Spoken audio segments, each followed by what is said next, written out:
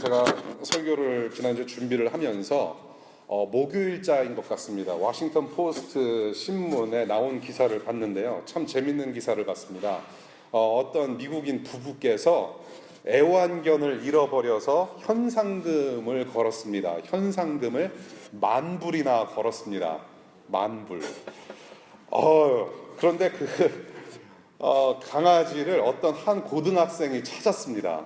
그러니까 그 고등학생이 땡 잡은 거죠. 10,000불의 거금을 손에 넣게 되었습니다. 아마 그 친구는 대학 학자금 그 돈으로 아마 이렇게 입금을 하면 좋겠다는 생각을 했는데 개 한 마리 찾는데 10,000불을 투자할 정도로 그분들의 그런 재력에 놀랬고, 또 놀란 것은 그 개를 얼마나 애지중지 사랑했었는가, 거기에 상당히 좀 많이 놀랐습니다.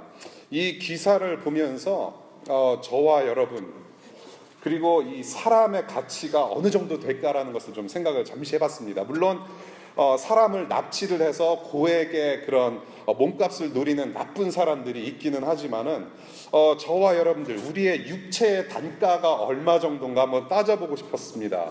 그래서 인터넷을 좀 뒤져보니까 저와 여러분들의 몸을 구성하는 원소, 지방, 수분 등등을 모두 섬세하게 잘 따져봤을 때 저와 여러분들 몸 하나의 단가 가치는 무려 3,300원이라고 합니다. 그리고 경우에 따라서 520원짜리도 있습니다. 그러니까 저 같은 경우는 조금 더 크기 때문에 아마 조금 더 나갈 것 같아요. 한 3,500원 정도가 되지 않을까 싶습니다. 그래서 지금 이곳에 모여 계신 분들 좀 총액을 이렇게 좀 계산을 해보니까 우리 모두의 총액은 약 100만 원 정도입니다. 예. 하나님의 눈에는 인간들의 가치가 얼마나 될까요? 스바냐서를 우리가 지금 계속 보고 있습니다. 스바냐서에서 계속해서 경고하시는 그 심판의 대상자들인 죄인들의 가치는 얼마 정도 될까라는 생각도 해봤습니다. 오늘 본문 속에서는 우선 하나님께서는 어떤 분이신지, 그리고 그분의 성품을 우리가 보게 됩니다. 또한 그분의 성품과 그분께서 하시는 일을 볼 때에 우리가 알 수 있는 것은 뭐냐면 저와 여러분들의 가치가 어느 정도인지 알 수 있다라는 것이죠. 예, 그래서 오늘 그 본문의 말씀을 가지고 우리가 한번 상고를 해보도록 하겠습니다. 스바냐서 2장 4절 보겠습니다. 우리가 말씀을 읽고 말씀 속에서 우리가 하나님을 좀 만났으면 좋겠습니다. 스바냐서 네 번째입니다. 스바냐서 2장 4절부터 15절까지의 말씀입니다.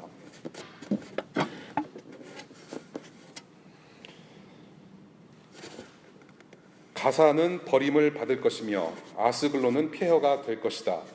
아스돗은 대낮에 텅 빌 것이며 에그론은 뿌리채 뽑힐 것이다. 바닷가에서 사는 자들아, 그렛 섬에서 사는 민족아, 너희에게 재앙이 닥칠 것이다. 블레셋 땅 가나안아, 주님께서 너희에게 판결을 내리신다. 내가 너희를 없애버려서 아무도 살아남지 못하게 하겠다. 바닷가의 땅은 풀밭이 되고 거기에 목동의 움막과 양떼의 우리가 생길 것이다. 바닷가 일대는 살아남은 유다 가문의 몫이 될 것이다. 거기에서 양떼를 먹이다가 해가 지면 아스글론에 있는 집으로 가서 누울 것이다. 주 그들의 하나님이 그들을 돌보셔서 사로잡혀 있는 곳에서 돌아가게 하실 것이다. 모압이 욕을 퍼붓는 것과 암몬 자손이 악담을 퍼붓는 것을 내가 들었다. 그들이 나의 백성에게 욕을 퍼붓고 국경을 침범하였다. 그러므로 나는 나의 삶을 두고 맹세한다. 이스라엘의 하나님 만군의 주가 선언한다. 이제 곧 모압은 소돔처럼 되고 암몬 자손은 고모라처럼 될 것이다. 거친 풀이 우거지고 둘레가 온통 소금 구덩이가 되고 영원히 황무지가 될 것이다. 살아남은 나의 백성이 그들을 털며 살아남은 나의 결례가 그 땅을 유산으로 얻을 것이다. 이것은 그들이 거만을 떤 것에 대한 보복이다. 그들이 만군의 주님의 백성에게 욕을 퍼부은 탓이다. 주님께서 땅의 모든 신을 파멸하실 때에 사람들은 주님이 무서운 분이심을 알게 될 것이다. 이방의 모든 섬 사람이 저마다 제 고장에서 주님을 섬길 것이다. 에디오피아 사람아, 너희도 나의 칼에 맞아서 죽을 것이다. 주님께서 북녘으로 손을 뻗으시어 아시리아를 멸하며 니느웨를 황무지로 만드실 것이니 사막처럼 메마른 곳이 될 것이다. 골짜기에 사는 온갖 들짐승이 그 가운데 떼를 지어 누울 것이며 갈가마귀도 올빼미도 기둥 꼭대기에 깃들 것이며 창문 턱에 앉아서 지저귀일 것이다. 문간으로 이르는 길에는 돌조각이 너저분하고 송백나무 들보는 사가버릴 것이다. 본래는 한껏 으스대던 성, 안전하게 살 수 있다던 성, 세상에는 나밖에 없다 하면서 속으로 뽐내던 성이다. 그러나 어찌하여 이처럼 황폐하게 되었느냐? 들짐승이나 깃드는 곳이 되었느냐? 지나가는 사람마다 비웃으며 손가락질을 할 것이다. 주님의 말씀입니다. 기도하겠습니다. 하나님 아버지, 지금도 우리를 온전케 하시는 우리 주 예수 그리스도의 은혜만을 붙잡습니다. 주님께서 오늘 우리 공동체에게, 또한 여기 모여있는 모든 교우들에게, 방문객들에게, 호흡하고 있는 모든 영혼들에게 주시는 주님의 말씀, 우리가 귀 기울이기를 소망합니다. 단순히 육체의 귀뿐만이 아니라 우리의 영혼의 귀도 활짝 열어주셔서 주님께서 이 시간 우리에게 말씀하시는 그 말씀, 음성 듣게 하시고 우리의 삶을 통틀어서 주님께 온전한 예배 드릴 수 있도록 지금 이 시간 우리를 은혜 가운데 변화시켜 주시기를 간절히 기도합니다. 섬세하신 그 하나님의 손길을 바로 보게 하시고 그 손길에 하나님께 무한히 감사하며 찬송 올려드리는 주님의 백성들 될 수 있도록 주님 인도하여 주옵소서. 감사하며 예수님 이름으로 기도했습니다. 아멘. 오늘의 본문은 하나님께서 유대와 이스라엘 주변에 있는 하나님을 섬기지 않는 이방 나라들을 그냥 놔두시지 않는다는 그런 심판의 메시지입니다. 네 가지 지역을 지금 오늘 본문에서 언급을 하시는데요. 이 지역들의 역사, 지금 오늘 본문이 이야기를 하려고 하는 그런 역사를 조금 되돌이켜보면 상당히 많은 시간이 걸리기 때문에 그 분량이 또 만만치 않고, 그래서 역사를 일일이 다 훑어볼 수는 없고 우리가 간단히 좀 먼저 이 본문에서 나오는 대로 훑어보겠습니다. 첫 번째는 4절부터 7절까지 블레셋이라는 나라를 언급을 하십니다. 이 유대 땅에서 서쪽에 자리 잡고 있는 나라입니다. 4절에 나오는 그 지명이 있습니다. 가사, 아스글론, 아스돗, 에그론, 그리고 5절에 그렛 섬까지 도시와 지명을 구체적으로 언급을 하십니다. 이 지금 5절에서 나오는 그렛 섬은 최근에 이집트가 추락 사고를 당했지요. 그래서 그 루트 안에 그렛 섬이 포함되어 있습니다. 그리스와 가까운 그레테라는 섬, 여러분들 아실 거라고 생각을 하는데 지중해 한가운데 떠 있는 섬이 바로 이 그렛 섬입니다. 그 지역에 있는 나라 블레셋을 언급을 하시는 것이죠. 이 지역은 팔레스타인 지역으로서, 중동 지역으로서 대낮에 상당히 뜨겁다고 합니다. 상당히 더운 지역입니다. 그래서 덥기 때문에 주로 낮잠을 자고 좀 쉬는 그런 시간으로 여긴다고 합니다. 그 시간에, 그 낮잠 자고 쉴 만한 시간에 느닷없이 하나님의 재앙이 있을 거라고 하는 그런 심판의 경고를 4절에서 하십니다. 그리고 또한 하나님의 백성들인 유대인들의 생계를 이어나갈 수 있게 하실 정도로 그 땅을 또한 변화시키시고, 또한 그것이 그들의 소유가 될 것이다. 이제는 블레셋 너희들의 소유가 아니라 그 땅이 변화돼서 내 백성들의 소유가 될 것이라고 말씀을 하십니다. 하나님께서 그 남아있는 백성들을 본국으로 또한 복귀시키신다라는 희망의 메시지까지 전해주고 계십니다. 우리 8절부터 10절 봅니다. 두 번째 나라입니다. 모압과 암몬이라는 나라입니다. 동쪽에 있는 모압과 암몬이죠. 이 두 족속은 그 오랫동안 그 하나님의 백성들, 즉 이스라엘을 아주 수시로, 아주 그냥 계속해서 힘들게 오랫동안 조롱하고 괴롭힌 역사가 있습니다. 그러니까 한마디로 왕따를 시키는 그런 모습을 역사 속에서 보게 됩니다. 그래서 10절에 하나님께서 이렇게 경고하십니다. 그들의 교만을 지적하시면서 하나님의 백성을 욕되게 하였으니까 너희들은 징벌을 받을 것이다 라는 경고를 하십니다. 그리고 그 멸망한 땅은 블레셋과 마찬가지로 살아남은 하나님의 백성들의 소유가 될 것이라고 또한 말씀하십니다. 12절을 봅니다. 여기서 구스라는 이름이 나옵니다. 개역개정과 개역한글 성경을 보면 구스라는 지명이 나오는데, 이것은 곧 이디오피아, 여러분들이 잘 알고 있는 북아프리카에 위치하고 있는 이디오피아 땅을 말합니다. 유대 지방의 남쪽, 이스라엘의 남쪽이면, 저희들이 조금 지리를 아시는 분들이면 중동학이나 그런 유럽 쪽, 중동 쪽의 그 지도를 좀 기억하시면은, 이스라엘 땅 밑에 남쪽에는 사실 가장 큰 나라는 이집트입니다. 그런데 지금 여기서 남쪽에 구스를 언급하십니다. 이디오피아를 언급하십니다. 그 당시 애굽을 지배했던 구스를 얘기를 합니다. 그래서 이집트보다는 조금 더 막강한 세력이었던 그 당시의 이디오피아를 이야기를 하고 있는 것이죠. 그래서 그 막강한, 아주 강력한 군사력과 그런 나라의 힘을 자랑하고 있던 구스에게 이런 심판의 말씀을 하시죠. 그 힘을 내가 칼로 다스리겠다. 내가 칼로 다스리겠다 하시는 하나님의 경고의 말씀을 보게 됩니다. 네 번째로 아시리아입니다. 아수르라고 하는 아시리아를 언급을 하십니다. 13절부터 15절입니다. 이 아수르, 이 아시리아는 북쪽에 있는 나라입니다. 유다와 이스라엘의 북쪽에 있는 나라입니다. 이곳 또한 교만과 자만으로 가득한 나라임을 15절, 오늘 본문의 마지막 구절에서 볼 수가 있습니다. 하나님과 그분의 백성들을 적대하고 대적하고 자기들을 하나님보다 더 높게 생각한 사람들입니다. 이 땅도 여지없이 황폐하게 되고 완전히 쫄딱 망하게 되고, 더 나아가서 사람들로 하여금 손가락질도 당하게 되고 비웃음을 당하는 처지가 될 것이라는 예고를 하십니다.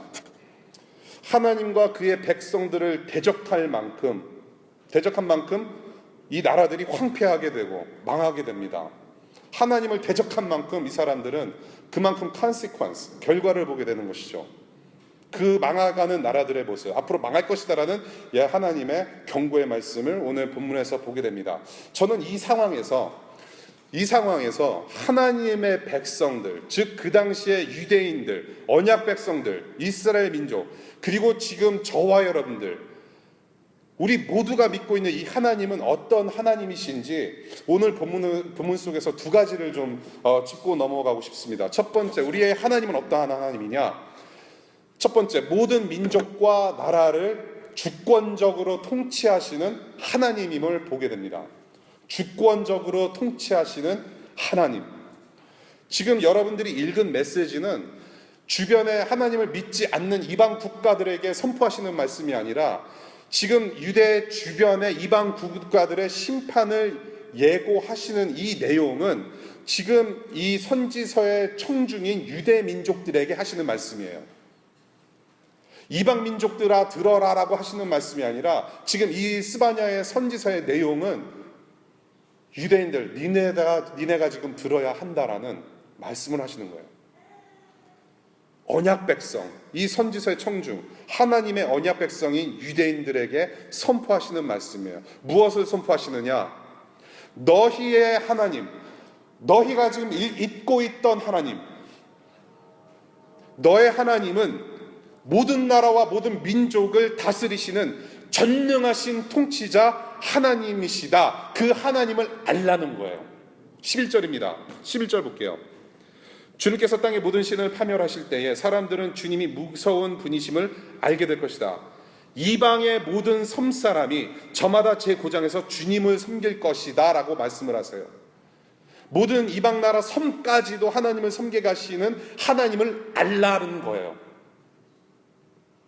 너의 하나님은 하나님의 언약 백성인 유대, 이스라엘, 너의 민족뿐만이 아니라 온 세계의 하나님이시다. 그처럼 크신 하나님이라는 것을 알리시는 거예요.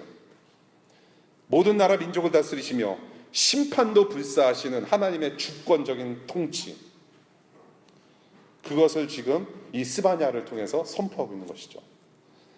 이 세상을 창조하신 하나님은 그분 스스로의 영광을 위해서 일하시는 분이에요. 절대로 여러분의 영광, 여러분들의 잘남을 위해서 지금도 하수인처럼 일하시는 분이 아니라, 하나님은 하나님의 영광을 위해서, 스스로를 위해서 일하시는 분이에요. 우리의 작은 일상까지도 일일이 다 주관하시고 관여하시는 하나님이십니다. 나라를 통치하시고 나라를 다스리신다고 했을 때에는 그 나라 안에 구성하는 구성원들이 누구입니까? 저와 여러분들이에요. 저와 여러분들의 삶까지도 일일이 통치하시는 분이시라는 것이죠. 우리의 삶과 세상을 동서남북으로 통치하시는 하나님. 그래서 예루살렘과 유대와 사마리아와 땅끝까지, 그리고 우리의 삶의 모든 영역이 그분께서 통치하시는 영역이라는 거죠. 그분이 관심 두신 곳입니다. 온 유대와 사마리아 땅끝까지 이르러 주님의 증인이 되라고 하시는 것은 그곳에 내 관심이 있다라는 거예요.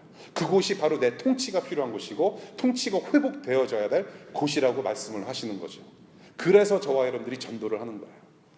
그래서 저와 여러분들이 일상에서 직장인으로서, 가족의 구성원으로서, 학생으로서, DC에서 뿐만이 아니라 캘리포니아에서, 중국에서, 뉴욕에서, 이디오피아에서 우리는 그 하나님의 통치하심을 선포하러 가는 거예요. 저와 여러분, 하나님 나라 백성들의 생활 영역이 바로 여기에요. 저와 여러분들의 생활 영역은 워싱턴 DC 벨트웨이에 갇혀 있는 것이 아니에요. 휴전선을 넘지 못하고 갇혀 있는 그 남한 안에서만이 우리의 삶의 영역이 아니라는 것이죠. 저와 여러분들 믿고 살아가는, 하나님을 믿고 살아가는 하나님 나라 백성들의 삶의 영역은 전 세계예요. 이웃부터 온 세계에 펼쳐져 있는 하나님 나라 백성들의 삶의 영역. 그래서 하나님 나라 백성들의 영적인 시야는 바로 온 세계, 그분의 주관으로 다스리시는 온 세계 모든 영역에 다 있다라는 것이죠. 여러분의 영적 시야, 정말로 이 워싱턴 DC 벨트웨이에만 갇혀 있지 않기를 바랍니다. 네. 이번 여름에 우리 교우님들 중에서 두 분께서 해외 나가셔서 봉사활동을 하십니다. 저는 선교를 나간다라는 표현을 쓰지 않고 선교 봉사하러 간다라는 표현을 씁니다. 왜냐하면 우리는 이미 선교사로 부르심을 받은 사람들이기 때문에 그렇습니다. 저와 여러분들이 예수 그리스도를 구주로 영접하고 하나님 나라 백성이 돼서 구원받은 삶을 살아갈 때에 선교사 따로 있고 구원받은 사람 따로 있는 것이 아닙니다. 또한 예수 그리스도의 제자가 따로 있는 것이 아니에요. 여러분들이 한번 예수 그리스도의 복음을 통해서 하나님 나라 백성이 되면 그 순간부터 제자의 삶을 사는 것이고 그 순간부터 선교의 삶을 사는 것이고 동시에 순교자의 삶을 사는 것이에요. 그래서 저는 특별하게 순교는 특별한 프로그램이 아니기 때문에 여름에 단기적으로 나가서 어디 가서 봉사하는 것을 저는 선교 봉사라고 표현을 합니다. 예, 이미 우리는 선교의 삶을 살고 있기 때문에 그래요.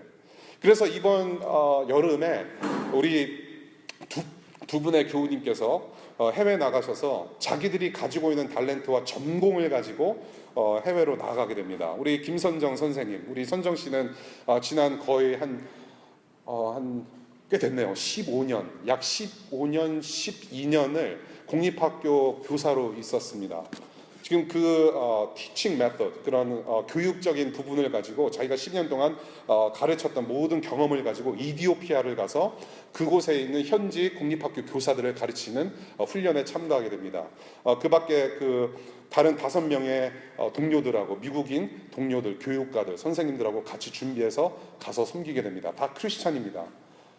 그렇게 선생님들, 그곳에 현지에 있는 선생님들을 섬김으로 해서 복음을 실천하고 복음을 전할 수 있는 기회가 만들어지고 그렇게 해서 그 땅을 섬기고 오게 되고요. 또 우리 찬양팀장님께서는 중국에 가셔서 많은 우리 젊은이들에게, 어린 학생들에게 음악을 가르치고 또한 틈틈이 찬양도 가르치며 예배 사역을 하게 됩니다.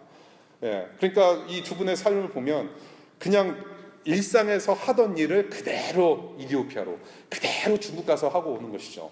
예, 여러분들의 전공, 여러분들의 그런 탤런트, 그것이 쓰임받는 곳이 어디냐? 삶의 영역, 삶의 모든 구석구석에서 쓰임받는 것이죠. 단순히 DC뿐만이 아니라 뉴욕뿐만이 아니라 캘리포니아뿐만이 아니라 한국뿐만이 아니라 이 세계 모두가 우리가 하나님께서 주신 우리의 영적 시야, 그 시야 안에 들어오는 모든 곳이 하나님께 쓰임받는 곳이라는 얘기죠.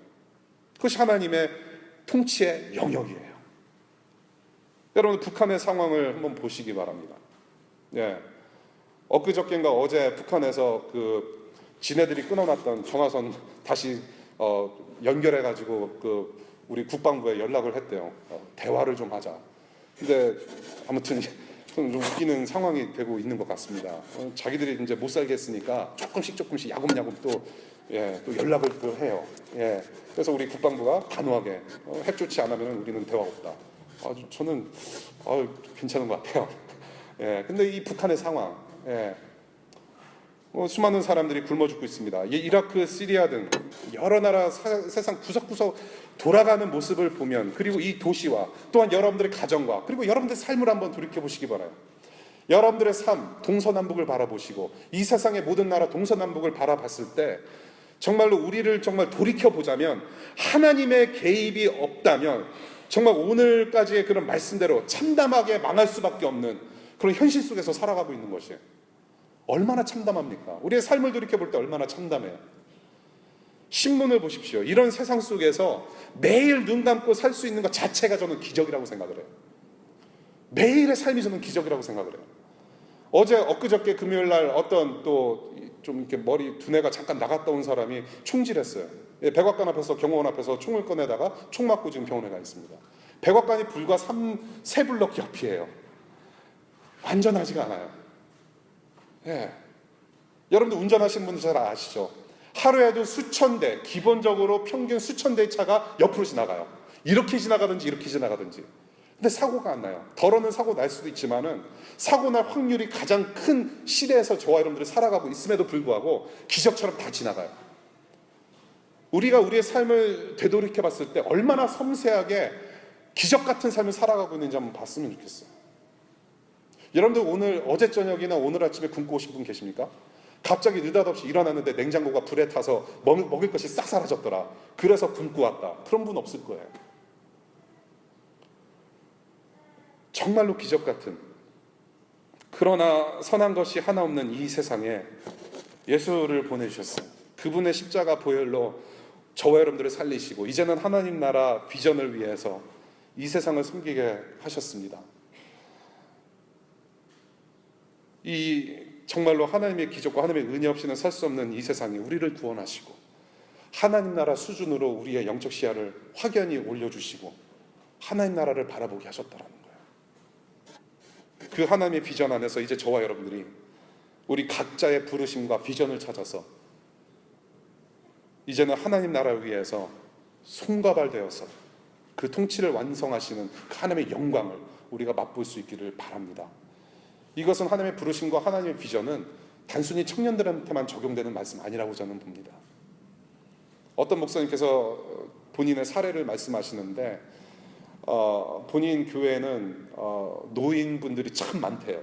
노인분들이 참 많은데 기도 제목을 드렸답니다. 그 노인분들께 북한과 남한이 통일되도록 통일만을 위해서 기도 좀 해달라고. 그래서 거기 할아버지 할머니들이 통일만을 위해서 매일같이 기도하는 분들이 참 많대요. 그것도 사명이라는 것이죠. 우리 교회도 사실 우리 어르신 있습니다. 여기 또 어머님들 앉아 계십니다. 이 비전이라는 거, 하나님 나라의 비전과 하나님 나라의 부르심은 단순히 청년들한테만 적용되는 어떤 도전의 말씀이 아니라 우리 모두에게, 숨쉬고 있는 모든 이들에게 예수님 오시는 그날까지 우리는 분명히 해야 될 일이 있고 할 일이 있다는 것이죠. 사람이 숨쉬는 곳에는 할 일이 있어요. 사람이 숨쉬는 곳에는 하나님의 비전이 늘 살아 움직입니다. 남겨놓고 살 것 없이 우리가 그 하나님 나라 안에서 하나가 되고 그 비전에 충실히 우리의 모든 것을 감당할 수 있기를 바랍니다. 통치하시는 하나님, 모든 민족과 나라를 주권적으로 통치하시는 하나님을 오늘 본문에서 봅니다. 두 번째로 우리가 볼 수 있는 하나님은 누구냐? 자신의 언약 백성들을 보호하시는 하나님임을 보게 됩니다. 자신의 언약 백성들을 보호하시고 지키시는 하나님. 유대의 주변 이방 국가들을 치실 것이라는 예고를 하심과 동시에 구원의 은혜를 잊지 않으시는 하나님이심을 오늘 본문에서 보게 됩니다. 오늘 본문을 쭉 보면서 여러분들이 머리로 그림을 좀 그리시면 좋을 것 같아요. 앞으로 2, 3일 동안 여러분들이 오늘 본문의 말씀을 가지고 묵상을 하시고, 또 이제 2, 3일이 지나면 다음 주 본문이 되는 3장 초반부의 말씀을 여러분들이 묵상하면서 준비를 하게 되는데, 지금 이 스바냐서든지 여러분들이 성경 말씀을 대하실 때에 머리로 상상의 그림을 그리시면서 읽으시면 조금 더 이해가 빠르실 거라고 저는 생각을 합니다. 그리고 상상뿐만이 아니라 그 머리에 들어온 말씀이 여러분들의 마음으로 좀 스며들기를 바라는데요. 오늘 말씀, 오늘 본문의 묵상도 상상하면 참 재밌을 것 같습니다.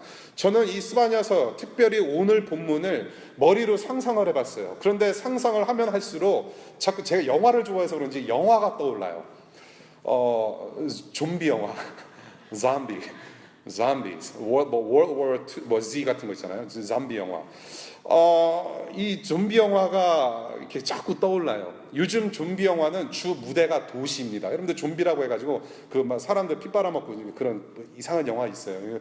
굳이 뭐 안 보셔도 됩니다. 이게 노약자들이나 여러분들 심장 약하신 어머님들 안 보셔도 돼요. 그냥 좀비라는 그런 이상한 놈들이 있는데, 옛날 좀비 영화는 주로 농촌에서 이렇게 집 하나 놓고 굉장히 괴롭히는 영화들이 많은데, 요즘의 좀비 영화는 도시가 주무대예요.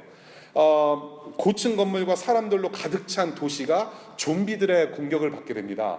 좀비들의 공격을 받고 나서 어떻게 변하냐면은 그 사람들 많던 도시가 사람들이 없어지고 건물들이 좀 무너지고 창문들이 다 깨지고 도로 위에 잡초들이 막 생겨나는 완전히 황폐한 모습을 배경으로 영화가 시작이 됩니다. 바로 이거죠. 바로 이거예요. 그렇게 황폐하게 된 모습, 도시들이 황폐해서 망하게 된 모습, 잡초들이 무성무성하고 사람이 살 수 없을 정도로 된 그런 모습, 이러한 상황 가운데서도 하나님께서는 잊지 않은 자들이 있다라고 말씀하셨어요. 바로 그분의 백성들을 잊지 않으신다. 그래서 7절 9절에 이 자기의 백성들, 이 상황에서도 살아남은 백성들을 남은 자라고 표현했어요. remnant, 남은 자들이라고 표현했어요.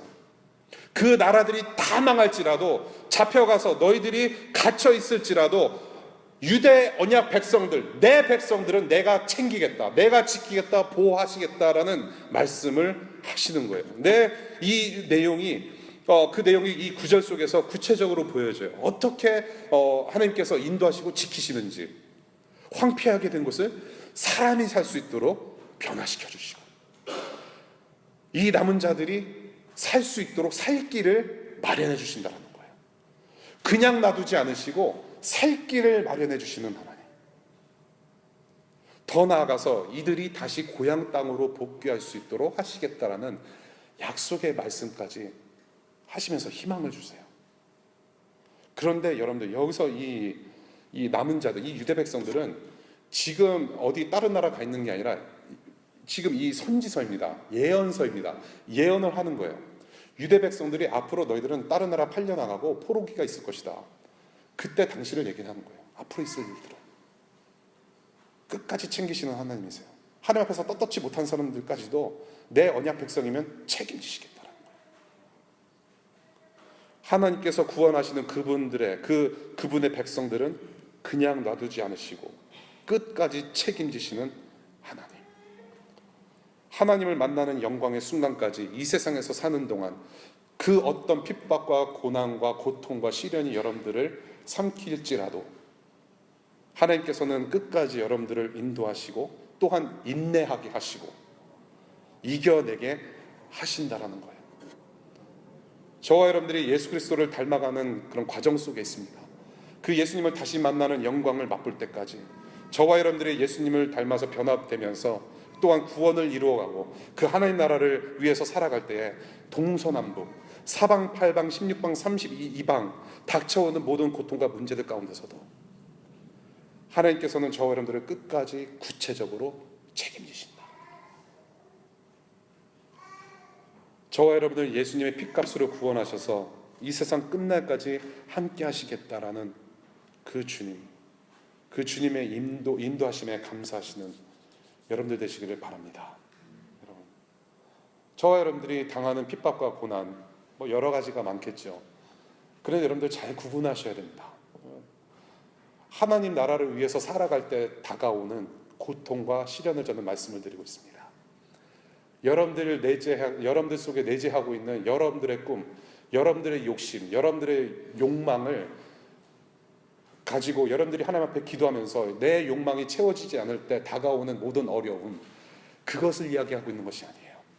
예수님을 닮아가고 이 말씀 위에 우뚝 서서 거룩하신 하나님, 그리고 그 선하신 하나님만을 바라보는 삶을 살다가 닥쳐오는 고통, 그것을 얘기하는 거예요. 그럼에도 불구하고 우리를 놓지 않으시고 책임지시겠다. 그 주님의 인도하심에 감사하며 찬송하시는 여러분들 되시기를 바랍니다. 저는 오늘 본문을 쭉 보면서 이 본문을 토대로 저와 여러분들의 하나님은 어떠한 하나님인가 봤습니다. 첫 번째, 열방을 통치하시는 하나님. 두 번째, 자신의 백성을 보호하시는 하나님. 이렇게 두 가지를 봤어요. 저는 이 하나님의 이런 모습을 보면서 이 모습 속에서 보여지는 그런 어떤 하나님의 성품, 그 하나님의 마음을 한 가지로 저는 생각하면서 묵상을 했습니다. 그것은 바로 섬세하신 하나님이시라는 거예요. 섬세하신 하나님. 하나님을 대적하는 자들에게는 섬세하게 심판을 하시고 하나님의 백성들에게는 섬세하게 사랑으로 인도하신다라는 그 섬세하심을 저는 묵상하게 되었습니다. 그 섬세하신 하나님의 성품을 요한복음 15장 1절부터 6절까지의 말씀을 가지고 한번 생각해 보면서 저는 슬슬 마무리하고 싶습니다. 이 요한복음 15장, 우리가 앞으로 요한복음 시리즈를 하면서 더 깊게 우리가 상고를 할 텐데, 요한복음 15장 1절부터 6절까지의 말씀은 예수님께서 포도나무 비유를 가지고 가르치시는 말씀이에요. 하나님 아버지를 농부로, 그리고 저와 여러분들을 가지로 표현을 하세요. 열매 맺지 않는 가지를 제거하시고 열매 맺는 가지는 더 깨끗하게 하셔서 더 많은 열매를 풍성하게 맺게 하신다라는 내용을 우리가 이 구절에서 보게 됩니다. 이 예수라는 생명을 공급하는 나무에 가지로 붙어 있는 것이 바로 예수 안에 거하는 것이고 우리가 그것이 필요하다라는 말씀을 하시는 것이죠. 이 부분을 우리가 농부의 입장에서 좀 생각을 해봤으면 좋겠습니다. 농부, 나무 한 그루를 자세히 들여다봅니다. 그리고 이 농부가 나쁜 가지는 잘라내요. 그리고 좋은 가지는 더 정성을 들여서 보살핍니다. 그런 나무가 어찌 나무 하나이겠습니까? 농부가 나무 하나를 바라보면서 살겠습니까? 벼 한 자루 보면서 살겠습니까? 많겠죠. 그 수많은 나무들 일일이 다 구체적으로 보면서 나쁜 가지 걸러내고 잘라내고 또 좋은 가지는 살려내고 상당한 관심과 노력을 쏟습니다. 세밀히 관찰합니다. 그리고 소연 모든 나무들에서 최고의 수확을 바라면서 정말로 그 고대하는 마음을 가지고 보살핍니다. 이것이 자나깨나 관심 두는 것이죠. 농부가 관심 두는 것이에요. 젖붙인다라고 말을 하죠. 젖붙임. 여러분들 혹시 뭐 고등학교 때 기술 시간이나 뭐 좀 아시면은 농촌에서 좀 살아온 경험 있으시면은 젖붙임이 뭔지 아시죠? 예, 젖붙임. 그 작업조차도 대충 하는 작업이 아니라고 그래요. 상당히 세밀하게 정성을 다해서 잘라내고 잘 동여매고 잘 자라거라 그 마음을 가지고 젖붙임을 한다라고 하는 것이죠. 그래서 젖붙임 되면은 거기서 또 열매가 잘 나온다고 그래요.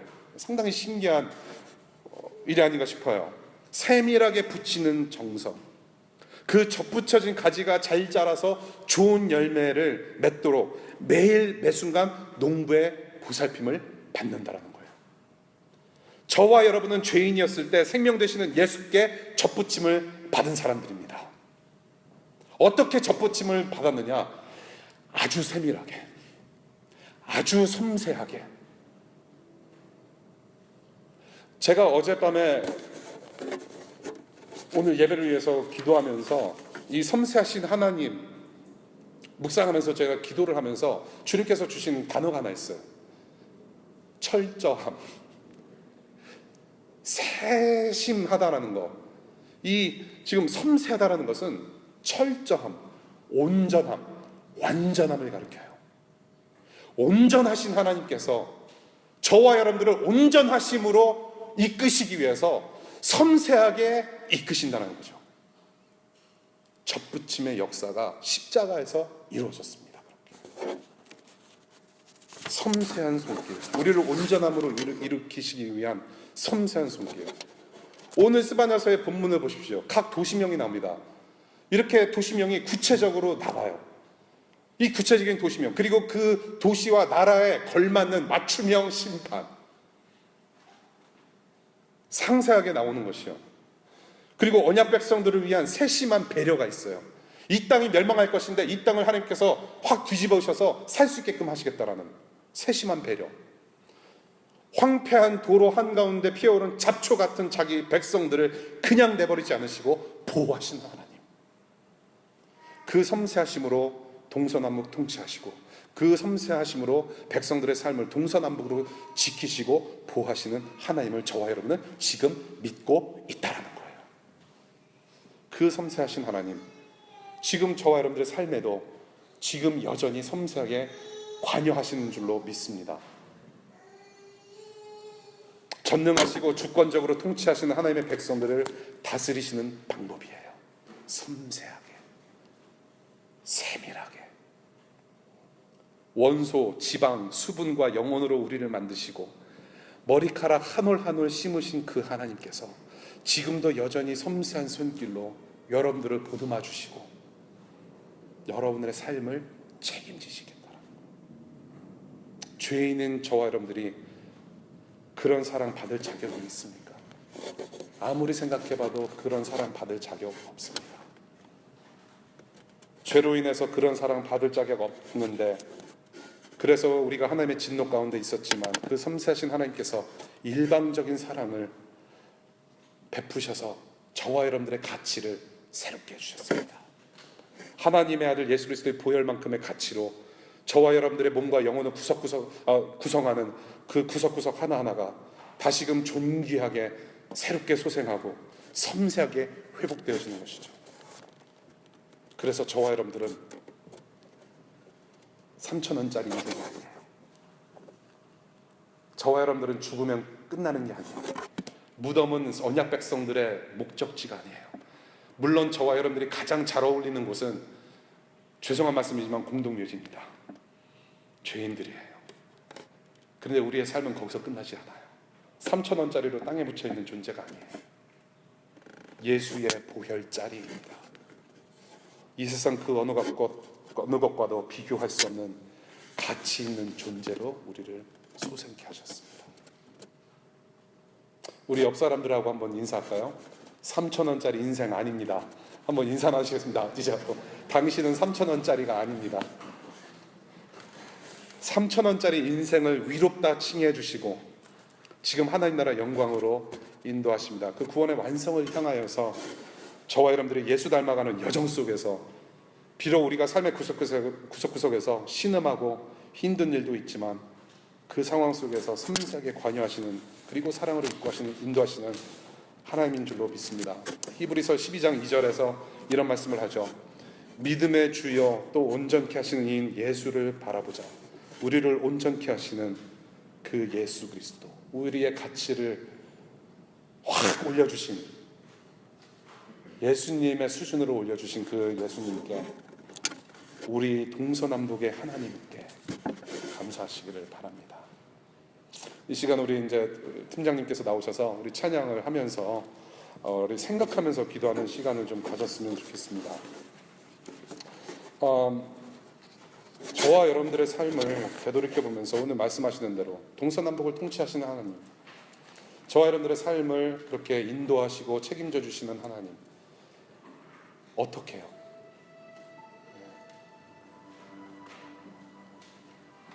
아주 섬세하게 우리를 다스리시는 주님의 방법, 섬세하게.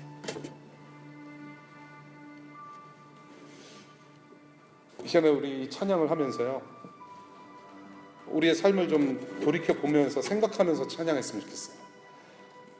지난 몇십 년 동안의 우리의 삶 가운데 이 동서남북의 하나님께서 저와 여러분들의 삶을 얼마나 섬세하게 인도하셨고 일으키셨는지, 물론 하나님께 서운한 것도 많을 것 같아요. 하나님 그렇게 눈물로 기도했는데 왜 안 들어주십니까?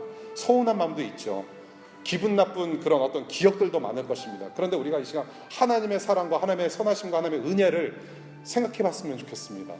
얼마나 많을까요? 우리가 앉아서 이 찬양하시면서 우리 기도하는 시간 좀 가졌으면 좋겠습니다. 찬양하시겠습니다.